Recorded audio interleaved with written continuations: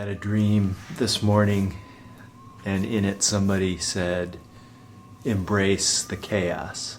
I don't think it's quite right.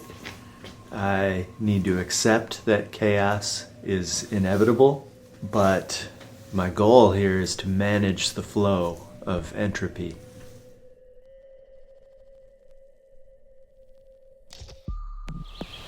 I've been here for a little over 2 weeks, and I have a little over 2 weeks to go before this needs to be ready for the family. This is the longest I've been away from my family, and I'm excited for them to see this and to become a part of this. So shout out to you guys, especially my wife, who's alone with the kids, but also to the kids who are doing their part to help her out, right? Miss you guys, and I love you guys. As you can see, the forest has exploded around us in the last couple weeks. It's beautiful to see all the new life coming up here, and what kinds of secrets are going to be revealed over the next few months. The house itself continues to reveal its mysteries and secrets. It's, you think of it as a block of marble, what you're working on, but it's not really a block of marble. This is a sculpture that people have already been chipping away at for 50 plus years, and there's been a lot of good artisanship here, and now I'm chipping away at this sculpture, cleaning up some of the graffiti, cleaning up some of the weathering, with a lot of input and help from other folks. One of my goals with this project is to be a little bit more deliberate, a little bit more intentional than I am. I can have a tendency to be a little too honey badgery, so sometimes things can be a little bit half-assed. Well, my goal is to just be about quarter-assed on these projects. So the goal is basically to get things done, but to have a good balance of quality versus quantity. Part of this deliberateness, this intentionality, is managing entropy. Speaking of managing entropy, I realized yesterday that the sink has been leaking for a little bit down here, and so that's something I'm going to try to figure out today. Doing a better job of keeping things organized, and because the worksite is my home for the time being, I had to do some things to make it more livable.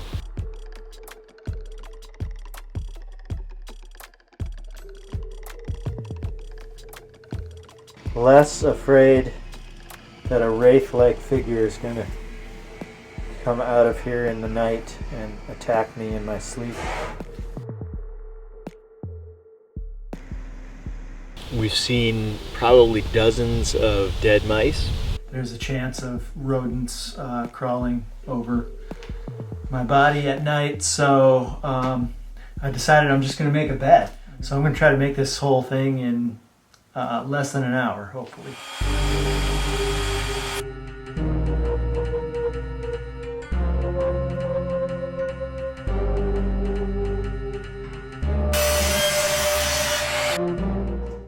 All right, and I have to thank Maker Gray for her video, which is called Easy DIY Bed Platform. Yes, I just did a couple modifications. I had a decent first night's sleep on the platform bed.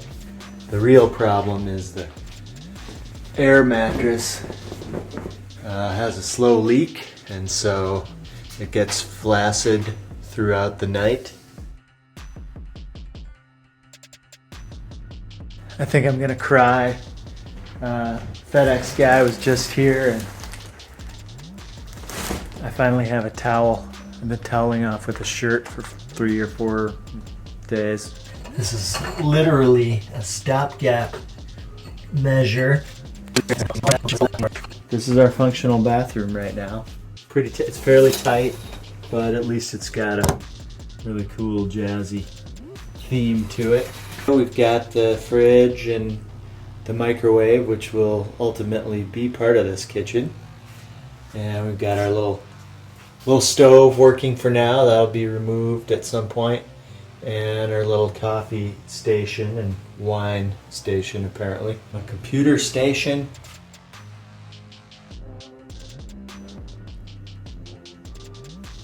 Hojo and Mike built a temporary boardwalk structure. And this was Hojo's idea. Hojo.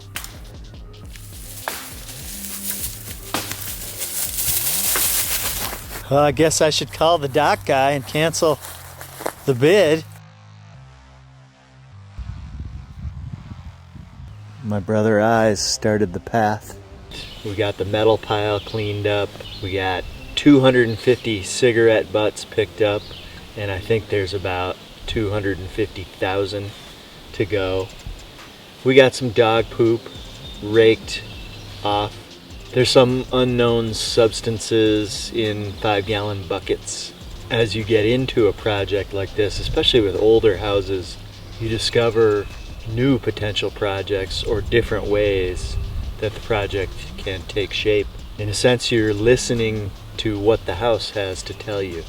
Sometimes in the middle of a task, I'll stop, I'll step back, I'll sit down, and then I'll envision what needs to come next. And I'll wake up in the middle of the night and I'll puzzle through these problems, and ultimately I don't always come up with the best solution, but it's better than it was.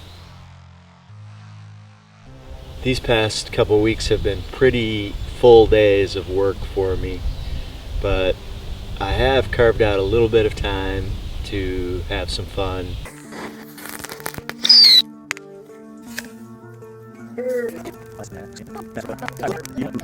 It's my first day of leisure. I'm gonna do some fishing.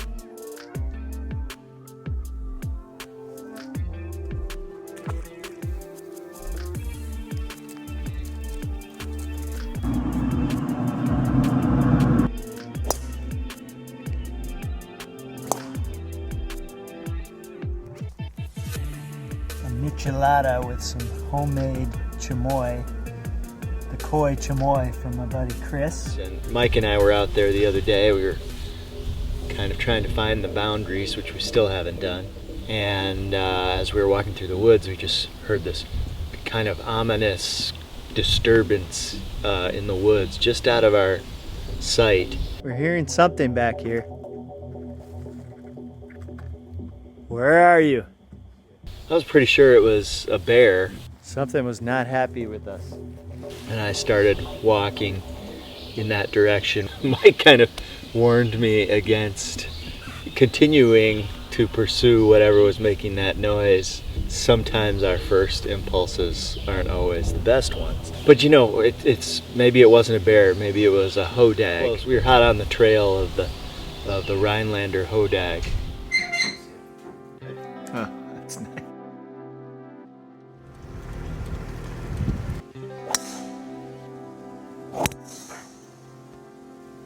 Oh, I like it.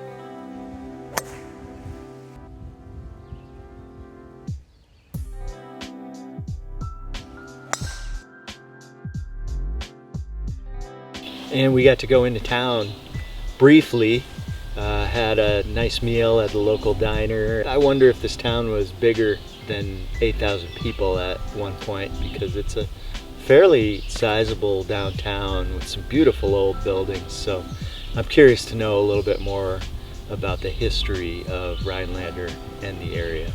I'm trying to temper myself a little bit, but I do have some exciting projects and experiments that I'm working on, including some countertop stuff, some floor stuff, and the dock. I got a quote for $15,000 to $20,000 to get a dock out to the lake. I've been doing research and I have some really good ideas, and so we're just going to kind of do it modularly. So the punch list is coming along, and at the same time we're adding things to the punch list. So we also hope to finish up the bathroom this week. I'm hoping by the end of the week I'll be sitting on a luxurious commode and showering in my new shower. It's one of the primary projects we've been working on, and we've got some glass block. The shower is ready to tile, the floor is ready to tile.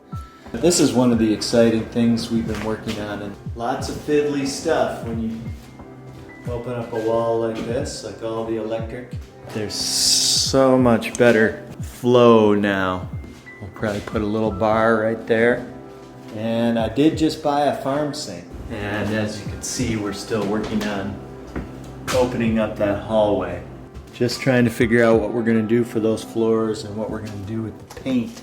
Apparently this is where the animals would use the bathroom.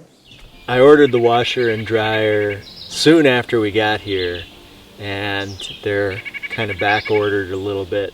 But they come on Wednesday, hopefully. I've been, let's say, stretching it a little bit with the clothes. It's probably a good thing my wife is not here to smell me. Not too many pairs of underwear left. Actually, I should put some laundry detergent on my list. One thing we want to do before the end of the summer, and we're kind of letting this come to us organically, but it's to name this property. I'd like to have the name of the cottage be something that's not too obvious, like Birchwood Cottage. Something that's maybe a little bit cerebral, but also not too clever. So if you have any suggestions, put them in the comments. If you have any suggestions for any other projects or things we should be working on here, let us know. I love this place.